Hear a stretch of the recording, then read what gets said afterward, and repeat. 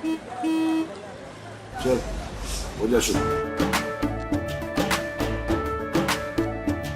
केसरिया से मन जोगी हुआ रे, दिल झूमे देखो पतवारा हुआ रे, दिल झूमे देखो पतवारा हुआ रे।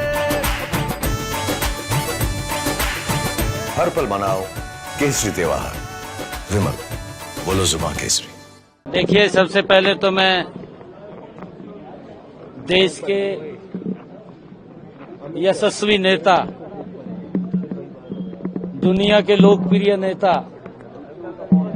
आदरणीय नरेंद्र मोदी जी को तीसरी बार एनडीए का प्रधानमंत्री पद का संसदीय दल के नेता के रूप में चुना गया है। ये देश के लिए भी परम सौभाग्य की बात है। देश के 140 करोड़ लोगों के लिए भी परम सौभाग्य की बात है कि उनके नेतृत्व में देश और गति से विकास की ऊंचाइयों को छुएगा। आदरणीय प्रधानमंत्री जी को संसदीय दल का एनडीए का नेता चुने जाने पर बहुत बहुत बधाई और शुभकामनाएं हम देते हैं। उनके नेतृत्व में जिस गति से देश बढ़ा है, उनके नेतृत्व में जिस गति से गरीब की चिंता हुई है, उनके नेतृत्व में जिस प्रकार से महिलाओं को सशक्त किया गया है, अब और गति से वो योजनाओं का लाभ उनके ही नेतृत्व के अंदर पहुंचेगा। मुझे बहुत आज इस बात की पूरे देश में खुशी है।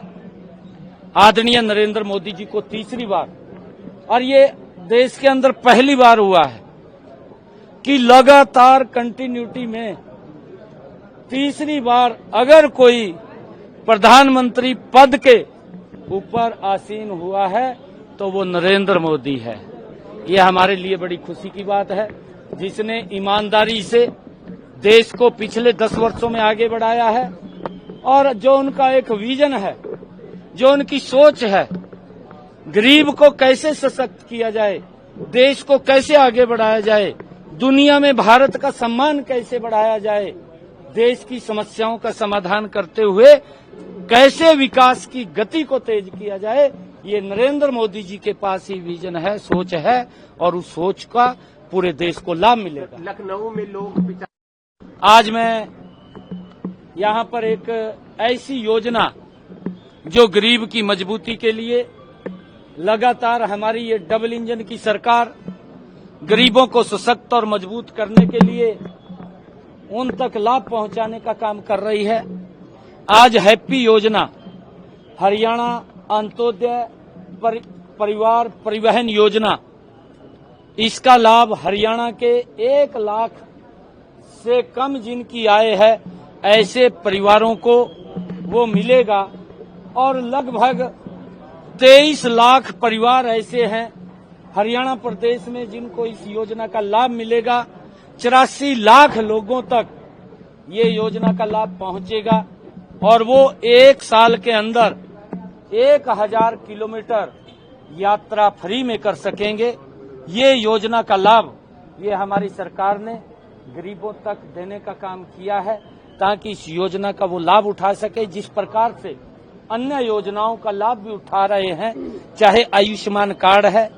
5 लाख रुपए का अधिकार उसके इलाज के लिए दिया है, चिरायु कार्ड है, और चाहे प्रधानमंत्री आवास योजना के तहत मकान बना करके दिया है, चाहे गरीब व्यक्ति को उस माता बहन की रसोई के अंदर गैस का कनेक्शन और सिलेंडर पहुंचाने की व्यवस्था की है, और चाहे हमारी सरकार ने गरीब को जन धन खाता खोल करके बैंक में जाने का अधिकार दिया है, चाहे गरीब को जो उसकी रसोई के अंदर जो प्रधानमंत्री गरीब अन्न कल्याण योजना के तहत 80 करोड़ परिवारों को लगातार राशन पहुंचाने की व्यवस्था वो हमारी सरकार कर रही है। लगातार गरीब व्यक्ति को भी सशक्त और मजबूत किया है, और उसका परिणाम है कि मोदी जी ने जब गरीबों के हित में मजबूती से काम किया है, 25 करोड़ लोगों को इस गरीबी रेखा से बाहर करने का काम भी पिछले 10 वर्षों में ये मोदी की सरकार ने किया है। कांग्रेस के पास ये झूठ बोलने के सिवाय कुछ भी नहीं है। इलेक्शन के अंदर भी इस प्रकार का दुष्प्रचार और इस प्रकार की अफवाहें और लोगों को भ्रमित करने का काम सिर्फ कांग्रेस ने किया है, क्योंकि उन्होंने बताने के लिए उनके पास कुछ नहीं था कि मोदी जी आरक्षण को खत्म करेंगे, मोदी जी संविधान को बदल देंगे। इस प्रकार का दुष्प्रचार करके लोगों को भ्रमित करने का काम ये कांग्रेस और घमंडिया गठबंधन के लोगों ने किया है। दुर्भाग्यपूर्ण है कि जो इस प्रकार की अफवाहें फैला करके देश को कमजोर करने का काम, देश के लोगों के अंदर उनको तोड़ने का काम, भाईचारे को तोड़ने का काम, भाईचारे को कमजोर करने का काम अगर किसी ने किया, ये घमंडिया गठबंधन के लोगों ने किया। देश ये देख रहा है। ये आने वाले समय के अंदर इन घमंडिया गठबंधन के लोगों को सबक सिखाने का काम भी ये देश के लोग 8500 रुपए लेने पहुंच गए लखनऊ है कि कांग्रेस ने किस प्रकार से झूठ बोल करके लोगों को प्रलोभन दे करके उनको कहा कि आपको इतना पैसा दिया जाएगा, और वो जब 4 तारीख को रिजल्ट नरेंद्र मोदी जी के नेतृत्व में आए, एनडीए के नेतृत्व में आए, तो वो सब लोग उनके घरों के ऊपर पैसा लेने के लिए पहुंच गए हैं। किस प्रकार से झूठ बोल करके इन्होंने वोट को कलेक्ट करने का काम किया। इनके पास बताने के लिए कुछ नहीं था, इनके पास कोई विजन भी नहीं था, इनकी कोई नीति भी नहीं थी, परंतु मोदी जी ने आकर के आज उन गरीबों की जो चिंता हो रही है, मैंने कहा है कि पिछले जो 10 वर्षों के अंदर और आगे भी आदरणीय प्रधानमंत्री जी का जो संकल्प है कि 3 करोड़ और परिवारों को मकान बना करके देने का जिम्मा हमारी सरकार का है। लगातार ये सरकार गरीबों की मजबूती के लिए काम करती रहेगी, परंतु ये दुर्भाग्यपूर्ण है कि घमंडिया गठबंधन या कांग्रेस के लोग झूठ का सहारा लेकर के गरीब लोगों को जीवन के साथ, उनके भावनाओं के साथ खेलने का काम जो खिलवाड़ किया है वो दुर्भाग्यपूर्ण है। उनको इसका खामियाजा भुगतना पड़ेगा। नीट की जो परीक्षा हुई थी, जो देखिए, अगर कोई इस प्रकार का सरकार ट्रांसपेरेंसी काम करती है, कोई भी अगर इस ऐसे कार्यों के अंदर कोई विलुप्त होता है, उसके खिलाफ सख्त कार्रवाई सरकार लेती है, उसको बख्शा कह रही है कि हम सुप्रीम कोर्ट में जाएंगे कि हरियाणा पानी नहीं दे रहा है। देखिए, हम जितना पानी एग्रीमेंट के अनुसार जो माननीय कोर्ट ने तय किया था, उस पानी को जो पानी तय हुआ था उससे सोया पानी दिल्ली को देने का काम हमारी सरकार कर रही है। हम किसी के पानी को नहीं रोक रहे। ये घटिया स्तर की राजनीति इस ऐसे विषय के ऊपर करते हैं, परंतु